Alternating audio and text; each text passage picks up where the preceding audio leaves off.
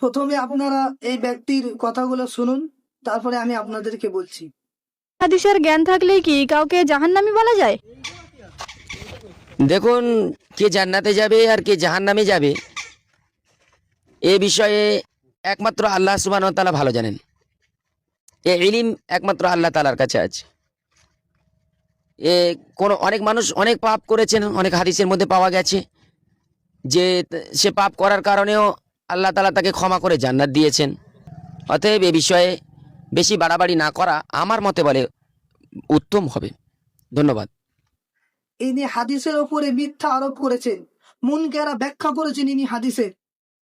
আপনারা দেখলেন ইনি সব যে পুরো বক্তব্যটা শুনলেন, আপনারা এই পুরো বক্তব্যের ভেতরে দুইটা পয়েন্ট আপনারা লক্ষ্য করেছেন কি জানি না।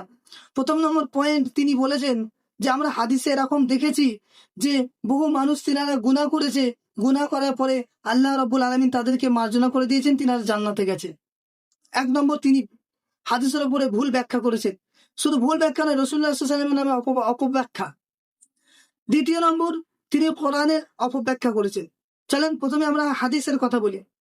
এই ভাই যে কথা তিনি বললেন, হাফেজ আশিকুর রহমান, তিনি বলছেন আমি জমিয়তের একজন কর্মী হয়ে বলছি, আমি কোনো রাজনীতির বক্তা নই বা কোনো রাজনীতি করি না, আমি একজন জমিয়তের কর্মী হিসেবে বলছি। তো তুমি ভাই জমিয়তের কর্মী হিসেবে তুমি সঠিক তথ্য কেন তুলে ধরলে না? এক নম্বর, তুমি যে বলেছো যে আমরা হাদিসের মধ্যে দেখেছি যে আল্লাহ পাক মার্জনা করে দিয়েছেন বহু মানুষকে যিনারা গুনাহ করার পরে, তুমি এরকম হাদিস দেখাও যেখানে আল্লাহ রাব্বুল আলামিনের নবী বলেছেন যে শিরিক করেছে, করার পরে সে মারা গেছে, তাকে আল্লাহ পাক জান্নাতে দিয়েছেন। এইরকম একটা হাদিস তুমি রাসূলুল্লাহ সাল্লাল্লাহু তাআলা আলাইহি ওয়াসাল্লাম থেকে তুমি নিয়ে এসে দেখাও এবং রেফারেন্স সহ তুমি জাতির সামনে তুলে ধরো। এক নম্বর। দ্বিতীয় নম্বর, তুমি কোরআনুল কারীমের অপব্যাখ্যা করেছো, আর তুমি বলেছো যে আমার মতে মনে হয়। তোমার মত বললে হবে না। তুমি যে বলেছো যে আমার মতে এইগুলো না বললেই ভালো হয়, তো তোমার মত বললে হবে না। আল্লাহ রাব্বুল আলামিন বলেন, ইয়া আইয়ুহাল্লাযীনা আমানু আতিউল্লাহা ওয়া আতিউর রাসূল ওয়া লা তুবতিলু আমালাকুম, যে তোমরা কি করো, আমার রাসূলুল্লাহ সাল্লাল্লাহু আলাইহি ওয়াসাল্লামের পথ প্রদর্শন করতে হবে, আর যদি তুমি অন্যজনের পথকে অবলম্বন করো তো তোমাদের সমস্ত আমলকে বরবাদ করে দেবে। যাই হোক, তো তুমি ভুল ব্যাখ্যা করেছো।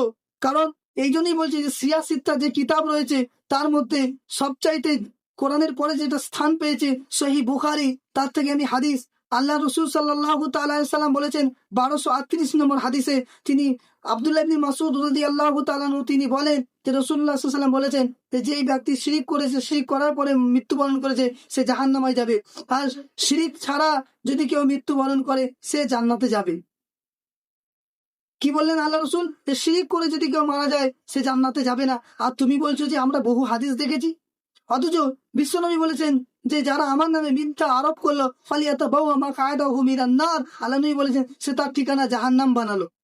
আল্লাহ রসুল বলেছেন, আর তুমি বলছো যে কোরআন হাদিস অনুযায়ী কি বলে কাউকে কাফের বলা যাবে না, কাউকে জাহান্নামী বলা যাবে না। অথচ আল্লাহ রসুল বলছে তো যে ফালিয়াতাবাওয়া মাকআদাহু মিনান নার, যারা আমার উপরে মিথ্যা করলো তার ঠিকানা সে জাহান্নাম বানালো। তাহলে ভাই তুমি দেখো, এবং আমি হাদিসের রেফারেন্স দিলাম 1238 নম্বর হাদিস, আল্লাহ রসুল বলেছেন ওখানে, অর্থাৎ যদি কেউ শিরিক করে মৃত্যুবরণ করে তো তার জন্য জাহান্নাম, আর যদি কেউ শিরিক ছাড়া অর্থাৎ শিরিক করেনি অন্যান্য গুনাহ করেছে সে মৃত্যুবরণ করেছে, তো আশা করা যায় সম্ভবত সে জান্নাতে যেতে পারে, যাবেই এরকম বলা যাবে না, সম্ভবত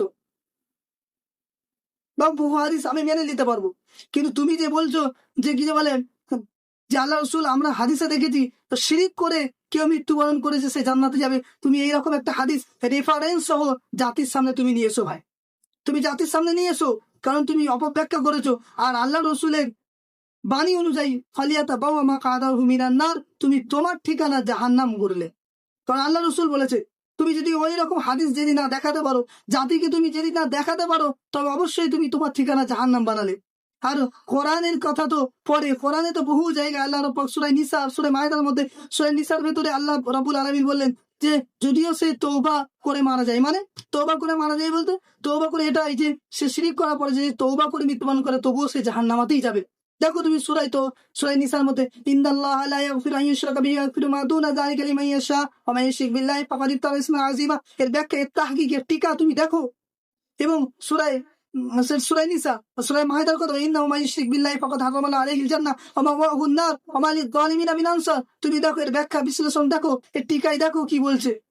তা আশা করি যে মুসলিম সমাজ বুঝতে পারছে যে আব্বাস সিদ্দিকী ভুল কিছু বলেনি, আর বহু ইমাম বহু মুফতি তিনারা এই সব কথাগুলো বলছেন। তা আশা করবো আপনাদেরকে আমি অনুরোধ করছি যে আমার এই বক্তব্যটাকে আপনারা বেশি থেকে বেশি শেয়ার করুন যাতে মানুষেরা বুঝতে পারে যে আল্লাহ রসুল বলেছেন যে কি, যে আমার মিথ্যা আরোপ করলো সে তার ঠিকানা জাহান্নাম। এই সমস্ত মুফতিরা, এই সমস্ত যারা নিজেদেরকে আলেম বলে দাবি করছে, তিনাদের ঠিকানা যে কোথায় এটা যেন জাতি বুঝতে পারে।